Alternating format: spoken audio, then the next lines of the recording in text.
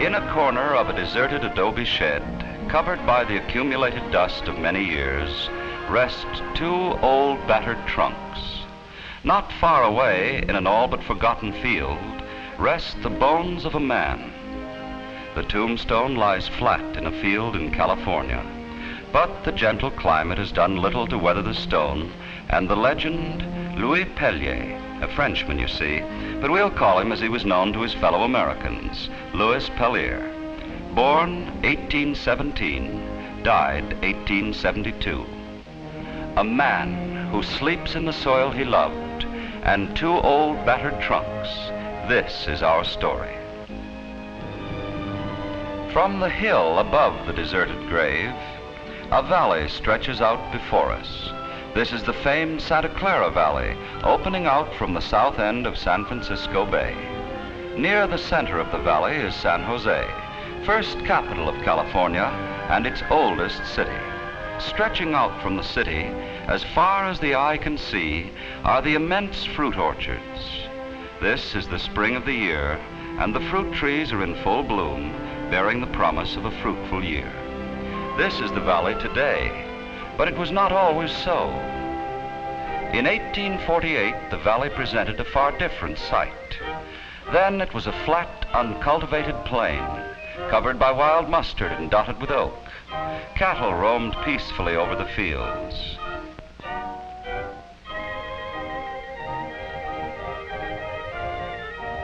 And while some gardening was carried on by the early settlers, there was only the feeble beginnings of a fruit culture.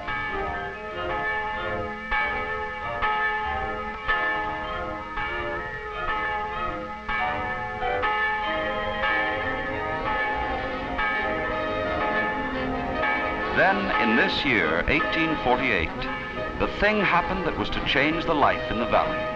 Up to the north, gold was discovered.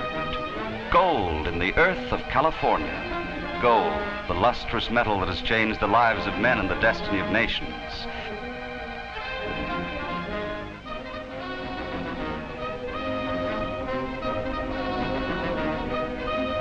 Gold in California.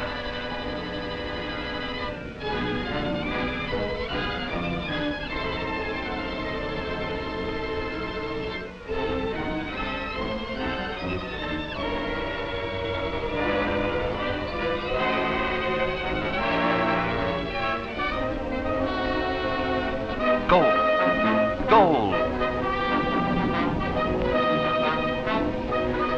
Across the country like a prairie fire swept the word. There was magic in its very sound. Gold in California.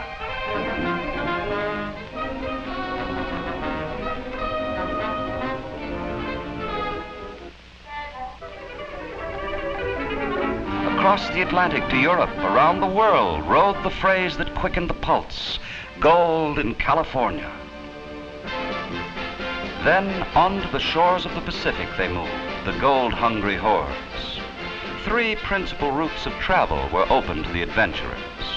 First, across the North American continent, following the wagon trails of earlier pioneers. Across the endless prairies, the steep slopes of the Rockies, the biting alkali of the deserts, they fought their way to the Sacramento Valley. The second route was by ship to the Isthmus of Panama. Then across the disease-infested jungles of Panama to the port on the Pacific side. From there, if they were fortunate enough to get passage, by ship again to San Francisco.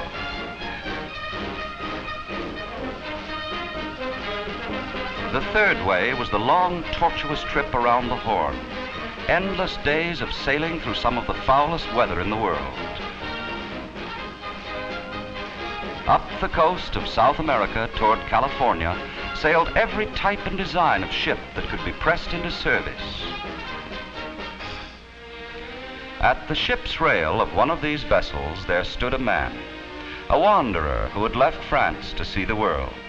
He had settled down in South America, but when he heard of the discovery of gold in California, he was off again. The name of this man was Louis Pellier. Here was the focal point for the gold seekers in the unforgettable year of 1849.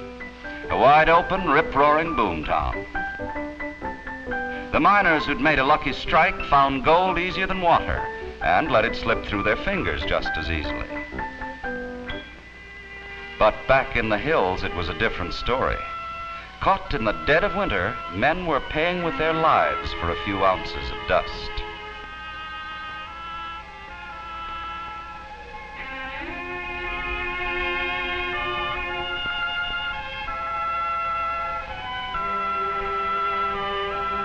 Suffering the hardships without finding any of the rewards, Louis Pellier soon decided that this was not for him.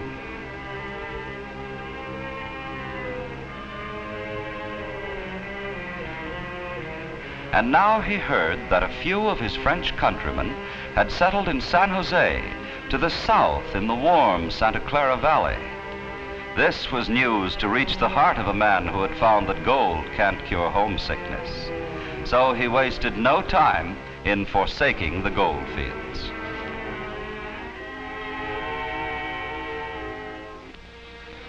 This was the last time that Louis Pellier was to travel. He had come home. In San Jose, he found what he had been seeking. The climate was gentle and the earth was good. And so, like his fathers before him, he turned once more to the soil. Louis Pellier's great dream was to start a nursery, but fruit trees were scarce in the valley then, and he had to depend upon children to bring him a few seeds to get his start.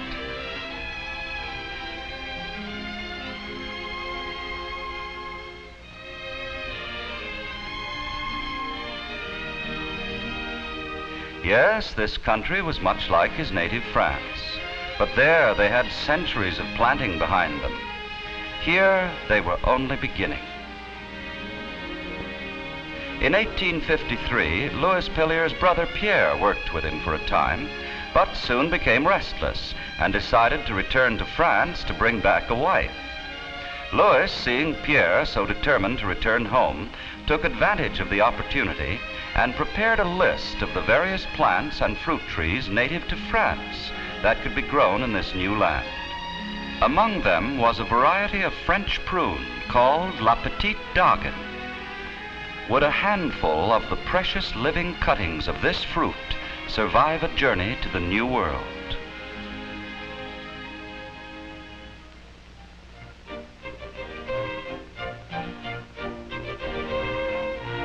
For 3 years, Louis Pellier waited for the answer to that question. He waited while Pierre made the long trip back to France. He waited while the plants were gathered and carefully packed in 2 strong trunks. And then across the long stretches of the Atlantic, by rail across Panama, north on their perilous, infinitely slow journey up the Pacific. And he waited while the trunks rested on the docks at San Francisco, always with the chance that accident might destroy them even as the journey was about to end. Then by steamship down San Francisco Bay to Alviso, and by stage to San Jose. 3 years, 9,200 miles.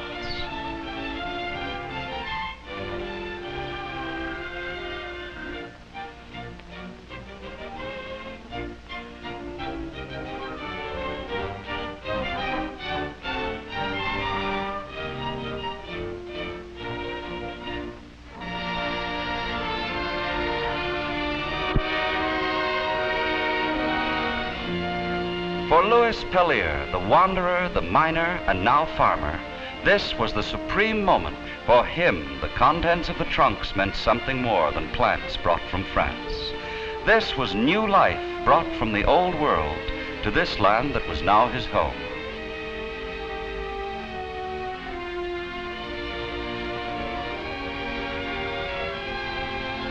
The French prune scions appeared to have stood the journey well, cleverly embedded in potatoes and carefully surrounded by sawdust.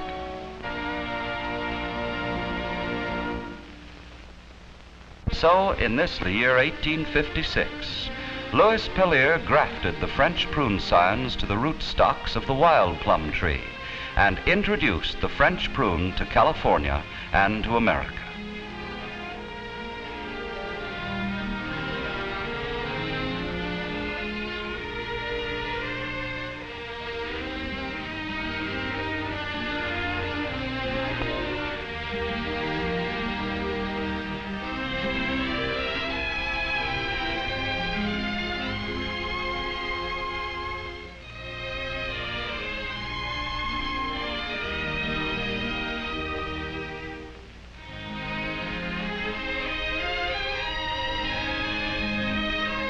Ever since the days of ancient Rome, the practice of grafting the life of one tree into another has seemed amazing to man.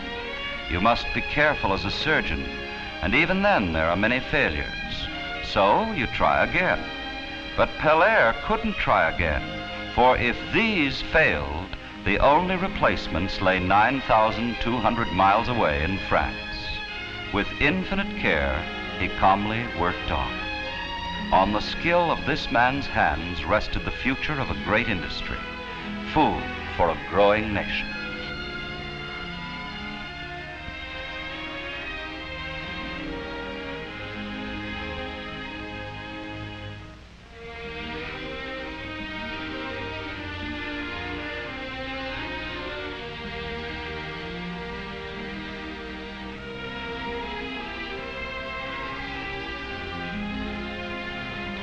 The answer was this.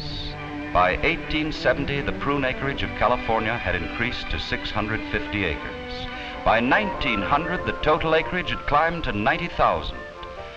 As of June 1940, the California Department of Agriculture reported that there were 150,000 acres of bearing prunes. Yes, Louis Pellaert did better than he knew. Today, as we come into the prune country, we are met with a sight that would have warmed Louis Pellaert's heart. It is spring. The dormant trees have come to life, and the orchard valleys of California are transformed into seas of pink and white, the ancient promise of the harvest to come. But between blossom time and harvest, the trees must be given constant attention and care. There is first of all the matter of food. Most growers feed trees through plowing under various types of cover crops, thus adding natural richness to the soil. In addition, as an aid to nature, commercial fertilizers are applied. These methods assure the growers of a rich and productive orchard. Water is as important to the trees as food.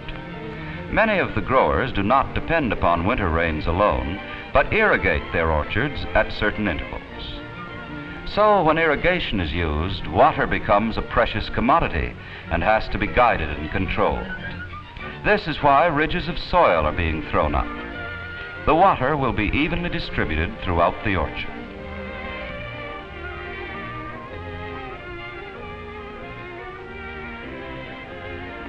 The ridger uses as his guide the colored marks on the trees.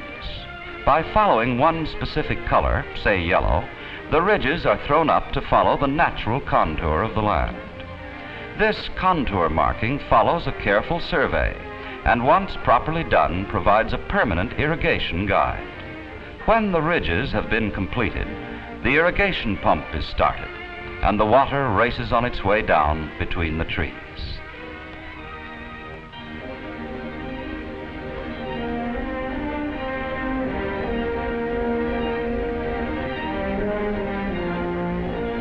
This may not be rain, nevertheless, the trees get a long and satisfying drink. After the water has soaked into the ground, the ridges are knocked down and the soil leveled off. This prevents excessive evaporation and keeps the moisture in the soil where it belongs. The ground is worked, reworked, harrowed, and leveled until the soil is pulverized into a fine, powdery cushion.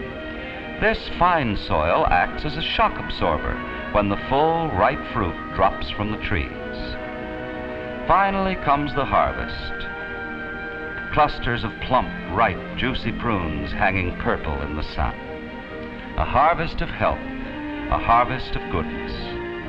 Here is one fruit in which nature has been allowed to complete her full ripening process.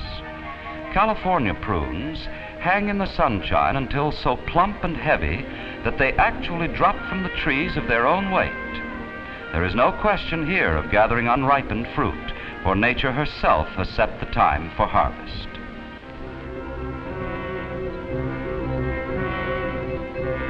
Brought direct from the orchard, the prunes are thoroughly cleaned in a hot water bath or spray. From the cleansing bath, the fruit is ready now for the curing process. In reality, of course, the prunes at this stage are still fresh plums.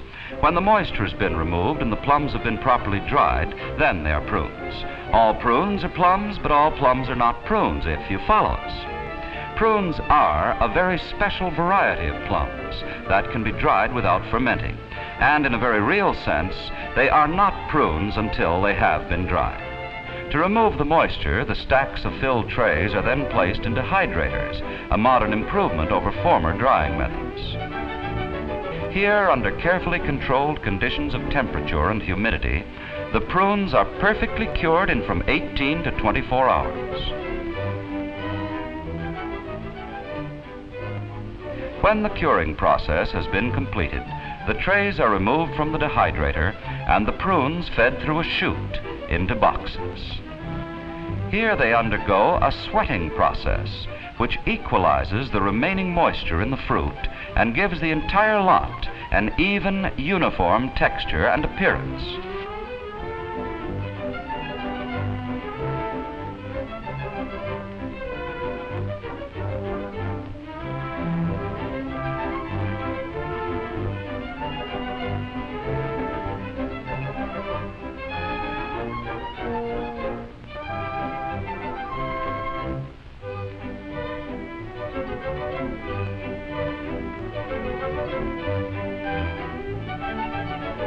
The cured fruit is now carried in large bins from the dehydrator to a packing house, where it is emptied into a hopper.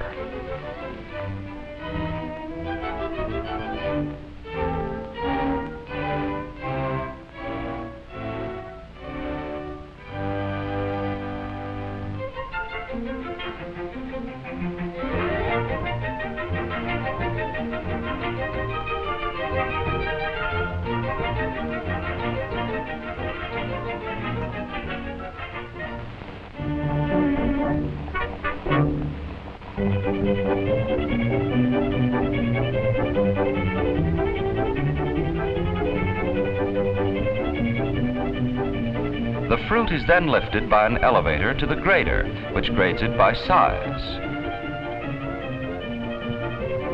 This process is a good example of the highly mechanized procedure used throughout.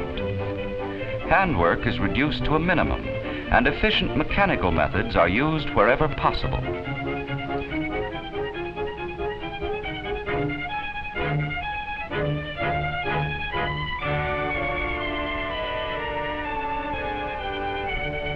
Prune sizes are based upon the count per pound, and constant check on the accuracy of the grader is maintained by an operator who frequently weighs sample lots. But the tree is never forgotten, for the tree is the life and future of all prunes to come. While it has given of its fruit and now stands dormant, it is already receiving attention for the next season. Pruning is done at this time to shape and balance the trees in order to encourage the maximum crop and to allow for cultivation beneath them. Pruning stimulates the growth of fruit-bearing wood, keeps the top of the trees in proper proportion to the root development. While the trees are dormant, they are sprayed to prevent fungus and to control insect pests. While most spraying is done during the dormant period, it sometimes becomes necessary to spray when the trees are in leaf. Spraying is done with modern high-pressure equipment to a highly scientific and exacting process. It must be done at the right time, with the correct materials, and with the utmost thoroughness. Here you see one of the most recent developments in spraying equipment, the speed sprayer. It is used for fast, thorough work on large trees and on large acreage. Every part of every tree must be hit and saturated. Back in the packing house, before prunes are packed in boxes or cartons, they are thoroughly heated with boiling water. This cleanses and sterilizes the fruit and makes it easier to pack. It is at this point that certain prunes get a special process, and that Sunsweet prunes get the special tenderized treatment, which makes them quicker cooking and better eating. This process employs only heat and moisture, scientifically applied. Nothing is added to the fruit. Nothing is taken away.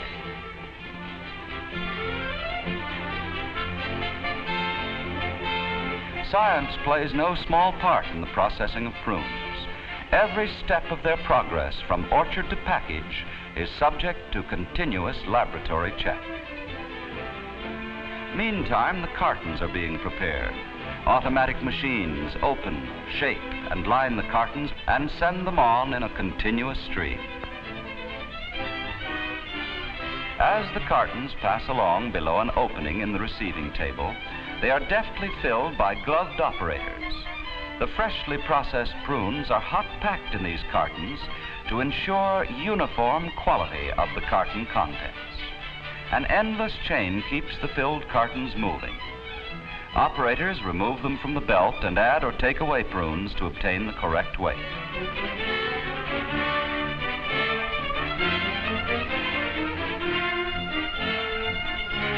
As the cartons travel along, the fruit is gently and automatically pressed down to the proper level. They now go to the sealing machine, where the top is closed and sealed tight. Then the foil wrapper is applied and also sealed tight. Thus, threefold protection is provided for the fruit. First by the carton interliner, next by the carton shell itself, third by the insulating aluminum foil wrapper. Here they come, gleaming foil-sealed cartons of top-quality California prunes, ready to be packed in cases and shipped to the markets of the world.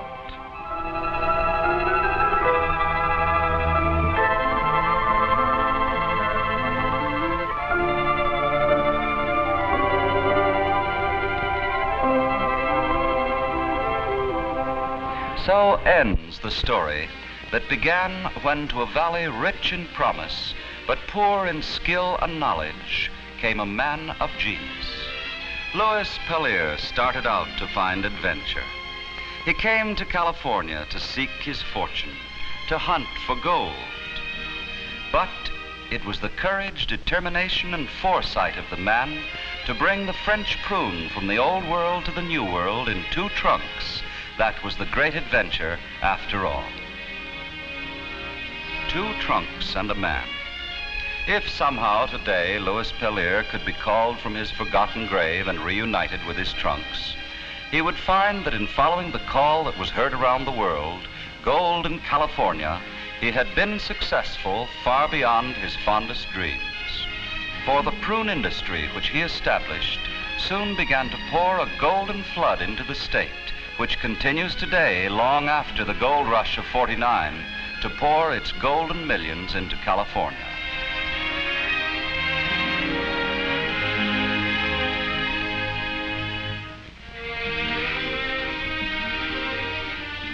Riches from the soil that not only sustain thousands of happy, prosperous farm families in the fertile valleys of the state, but enrich the diet and add to the good eating of fruit-loving families around the world.